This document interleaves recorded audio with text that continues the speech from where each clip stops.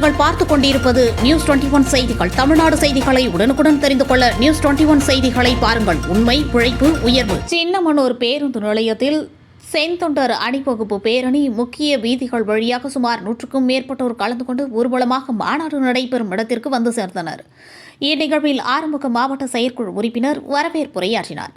இந்நிகழ்வில் முன்னாள் எம்எல்ஏ பாலபாரதி, மாநில செயற்குழு உறுப்பினர் மதுக்கூர் ராமலிங்கம், மாவட்ட செயலாளர் அண்ணாமலை மற்றும் கட்சி நிர்வாகிகள், உறுப்பினர்கள் திரளானோர் கலந்து கொண்டனர். சின்னமனூரை தலைமையிடமாக கொண்டு தனி தாலுகா அறிவித்திடவும், சின்னமனூரில் மகளிர் காவல் நிலையம் அமைத்திடுவது, தேவாரம் அருகே உள்ள சாகுலுது ராமக்கல் மெட்டு பாதையை பொதுமக்கள் பயன்பாட்டிற்கு கொண்டு வருவது உள்ளிட்ட முக்கிய கோரிக்கைகள் தீர்மானங்களாக நிறைவேற்றப்பட்டன.